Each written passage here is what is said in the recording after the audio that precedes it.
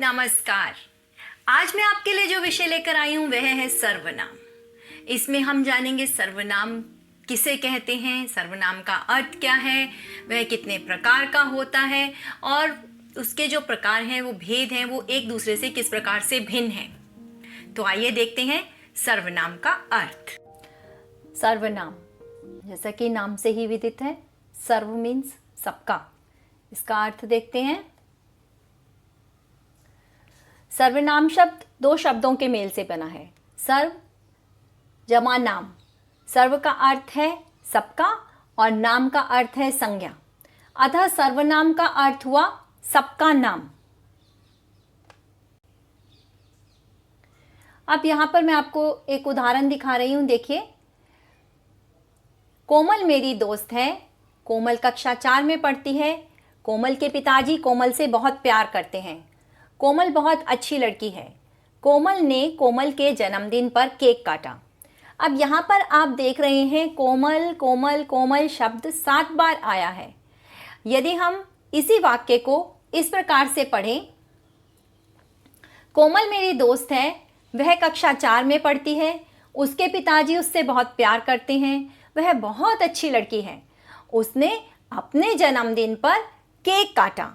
अब इन वाक्यों में आपने देखा कोमल शब्द के स्थान पर पहली बार तो हमने कोमल का इस्तेमाल किया है, मगर जब हम दोबारा से कोमल शब्द जहाँ पर आया है वहाँ पर हम कोमल का इस्तेमाल ना करके हम वहाँ पर उसके स्थान पर कुछ अन्य शब्दों का इस्तेमाल करते हैं, जैसे वह, उसके, उससे, वह, उसने, अपने। ये देखिए, यहाँ पर मैंने एक चित्र के द्वारा इसे स्पष्ट करने की कोशिश की है। एक बार तो हमने कोमल शब्द लिखा और उसके बाद हमने वह, उससे, उससे, उसने, अपने इन शब्दों का प्रयोग किया है। इन शब्दों के प्रयोग से ना केवल ये वाक्य बहुत रोचक बन गए हैं, बल्कि इनको पढ़ने में आपको बोरियत भी नहीं हो रही है। आपको ऐसा नहीं लग रहा है कि क्या एक ही नाम बार बार आया जा रहा है। हो रहा है ना ऐसा। अब बच्चों, भला ऐसा हो सकता है कि कोई ऐसा नाम हो जो कि सबका नाम हो। अब हम तो देखते हैं कि हमारे आसपास विद्यमान सभी चीज़ों का कुछ ना कुछ नाम होता है और सबके नाम अलग अलग होते हैं। फिर कोई सबका नाम कैसे हो सकता है, ये सोचने की बात है। आप लोग भी ऐसी बातें बहुत बार सोचते होंगे। तो आइए इसको मैं कुछ उदाहरणों के द्वारा स्पष्ट करती हूँ, देखते हैं। यहाँ पर मैंने कुछ उदाहरण लिखे हैं, जैसे रमन अपने घर गया, दीपा अपने भाई के साथ खेलती है, पिता ने अपने पुत्र को बुलाया। अब यहाँ पर पहला वाक्य देखिए, रमन अपने घर गया। रमन किसके घर गया? रमन के घर गया। दीपा अपने भाई के साथ खेलती है। दीपा किसके साथ खेलती है? यहाँ पर आना चाहिए दीपा के भाई के साथ खेलती है, परंतु यहाँ पर अपने शब्द का इस्तेमाल किया है, वो भी दीपा के लिए ही है। पिता ने अपने पुत्र को बुलाया। अब पिता ने किसको बुलाया? पिता ने पिता के पुत्र को, यानी अपने पुत्र को बुलाया। तो यहाँ पर अगर देखा जाए तो रमन के घर गया, दीपा के भाई के साथ खेलती है, एंड पिता ने पिता के पुत्र को बुलाया, यानी पिता यहाँ पर वाचक बन गए हैं। तो इस प्रकार से यहाँ आपने देखा रमन, दीपा और पिता तीनों के लिए एक ही शब्द अपने का प्रयोग किया गया है। इस प्रकार यह शब्द सबका नाम अर्थात सर्वनाम है। समझ आया आपको? अब हम देखते हैं सर्वनाम की परिभाषा। सर्वनाम किसे कहते हैं?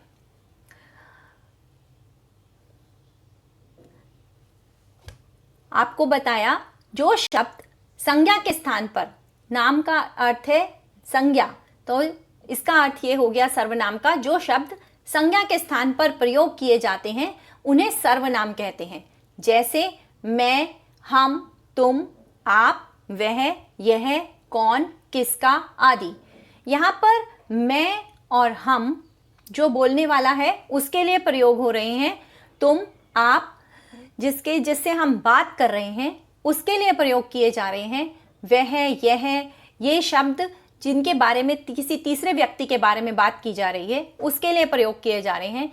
और कौन, किसका आदि शब्द जो हैं ये शब्द प्रश्न पूछने के लिए प्रयोग किए जा रहे हैं। तो आइए हम सर्वनाम के कितने प्रकार होते हैं वह जानते हैं। सर्वनाम के कुल 6 भेद होते हैं।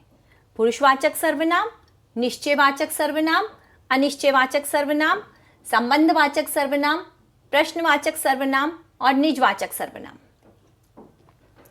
पहला देखिए, पुरुषवाचक सर्वनाम। जिन सर्वनामों का प्रयोग बोलने वाला अपने लिए, जिससे बात करता है उसके लिए और जिसके बारे में बात करता है जब उसके लिए प्रयोग करता है, तो वे सर्वनाम पुरुषवाचक सर्वनाम कहलाते हैं। जैसे मैं तुम्हारे साथ उसके घर चलूंगी। अब यहाँ पर मैं जो है वो बोलने वाला है और तुम्हारे, जिससे वह बात कर रहा है, उसके लिए आया है, और उसके शब्द किसी तीसरे व्यक्ति के लिए आया है। सर्वनाम के और भी बहुत सारे उदाहरण हैं, वो मैं आपको आगे आने वाली वीडियो में दिखाऊंगी। सर्वनाम का दूसरा भेद देखिए, निश्चयवाचक सर्वनाम। निश्चयवाचक सर्वनाम वे सर्वनाम होते हैं जो किसी निश्चित वस्तु, किसी निश्चित व्यक्ति की ओर संकेत करें। उन्हें हम निश्चयवाचक सर्वनाम कहते हैं। यहाँ वाचक का अर्थ होता है बताने वाला। इसके हम उदाहरण देखते हैं। जैसे यह मेरी पुस्तक है, और इसी का हम बहुवचन करें तो ये मेरी पुस्तकें हैं। वह मेरी पेंसिल है और वे मेरी पेंसिलें हैं। जो हमारे पास वाली चीज़ है, जो हमारे पास है, उसके लिए हम यह और ये शब्द का प्रयोग करेंगे, और जो हमसे दूर दिखने वाली वस्तुएं हैं उनके लिए हम वह और वे शब्दों का प्रयोग करेंगे। ये जो है, यह, ये, वह, वे, ये शब्द इशारा भी करते हैं, इसलिए हम इन्हें संकेतवाचक सर्वनाम भी कहते हैं। नज़दीक रखी पुस्तकें हमारी हैं तो इसलिए हम इसके लिए यह और ये का प्रयोग कर रहे हैं, और जो हमसे दूर हैं उसके लिए हम वह और वे का प्रयोग कर रहे हैं। अगला उदाहरण देखते हैं, अनिश्चयवाचक सर्वनाम। अनिश्चयवाचक सर्वनाम वे सर्वनाम शब्द हैं जो किसी निश्चित वस्तु या व्यक्ति का बोध नहीं कराते। उन्हें अनिश्चयवाचक सर्वनाम कहते हैं।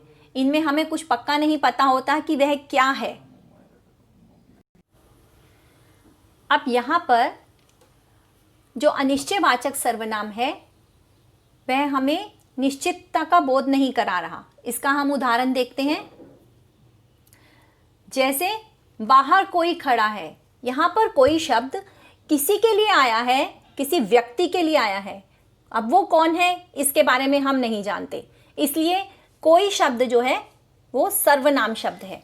माँ ने अलमारी में कुछ रखा। अलमारी में माँ ने कुछ चीज़ रखी है, कुछ ना कुछ रखा है जिसके बारे में हमें नहीं पता कि उसने क्या रखा है। तो कुछ शब्द किसी वस्तु के लिए आया है, इसलिए यहाँ पर ये कुछ शब्द भी सर्वनाम है। इसका अगला उदाहरण अगला हम देखते हैं भेद। अगला है प्रश्नवाचक सर्वनाम। जिन सर्वनाम शब्दों का प्रयोग प्रश्न करने के लिए होता है, जिनसे हम प्रश्न पूछते हैं, उन्हें हम प्रश्नवाचक सर्वनाम कहते हैं। जैसे तुम कहाँ रहते हो, बाहर कौन खड़ा है, तुमने किसकी मदद ली। अब कहाँ रहते हो, कहाँ किसी स्थान के लिए आया है, कौन से स्थान पर रहते हो, हमें उस स्थान का ज्ञान नहीं है, इसलिए यहाँ पर स्थान की जगह पर प्रयोग किए जाने वाला शब्द कहाँ सर्वनाम है। बाहर कौन खड़ा है, कौन किसी व्यक्ति के लिए आया है जिसके बारे में हमें ज्ञान नहीं है, तो उसके लिए प्रश्न पूछा जा रहा है कौन खड़ा है, इसलिए यह कौन यहाँ पर सर्वनाम है। इसी प्रकार से किसकी मदद ली, यानी किसी न किसी व्यक्ति की मदद ली गई है यहाँ पर, तो किसकी मदद ली, इस उदाहरण के द्वारा ये जिस व्यक्ति के लिए आया है, तो इसलिए यह किस शब्द भी सर्वनाम है। अगला देखते हैं संबंधवाचक सर्वनाम। संबंधवाचक सर्वनाम वे सर्वनाम शब्द होते हैं जो वाक्यों में आए दूसरे संज्ञा या सर्वनाम शब्द से संबंध बताते हैं। या तो वे वाक्य इस तरह के होते हैं, एक वाक्य का दूसरे वाक्य के साथ संबंध होता है और एक शब्द का दूसरे शब्द के साथ संबंध होता है। जैसे ये उदाहरण देखिए, जैसी करनी वैसी भरनी, जिसकी लाठी उसकी भैंस। अब जैसी करनी वैसी भरनी में यदि खाली आप जैसी करनी सिर्फ इसी को लेते हैं तो आपको दूसरे वैसी भरनी अगर नहीं होता तो इसका अर्थ बिल्कुल भी स्पष्ट ही नहीं होगा। जैसी करनी कुछ आगे स्पष्ट नहीं है, मगर ये दोनों जब शब्द मिल जाते हैं, करनी भरनी और जैसी वैसी, तो ये एक दूसरे के पूरक बन जाते हैं। इसको हम मिश्र वाक्य भी कहते हैं। जिसकी लाठी उसकी भैंस, या फिर जो ज़्यादा पढ़ेगा वही अच्छे नंबर लाएगा, या जितनी मेहनत करोगे उतना फल पाओगे, जितना उतना जो वो। इस प्रकार के जब हम वाक्यों का प्रयोग करते हैं उन्हें हम संबंधवाचक सर्वनाम कहते हैं। अगला देखिए, निजवाचक सर्वनाम। निजवाचक सर्वनाम का प्रयोग व्यक्ति अपने आप के लिए करता है।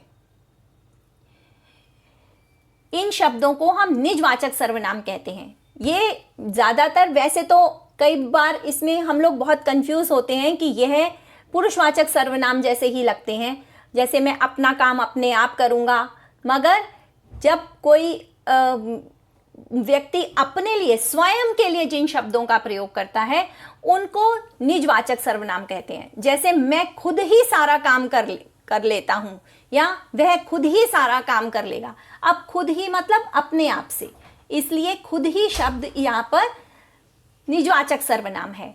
मैं अपने घर की सफाई स्वयं करती हूँ, तो यहाँ पर स्वयं शब्द निजवाचक सर्वनाम का उदाहरण है। उम्मीद करती हूँ आपको ये सर्वनाम के सभी भेद अच्छे से समझ आ गए होंगे, और अगली बार मैं आपको लिंग में परिवर्तन और वचन के साथ किस प्रकार से सर्वनाम का प्रयोग होता है वो आपको अगली वीडियो में दिखाऊंगी। और धन्यवाद। यदि आपने अभी तक मेरे चैनल को सब्सक्राइब नहीं किया है तो कृपया सब्सक्राइब कीजिए और बेल आइकन को दबा दीजिए ताकि मेरे चैनल की सभी नोटिफिकेशंस आपको समय पर मिलती रहें।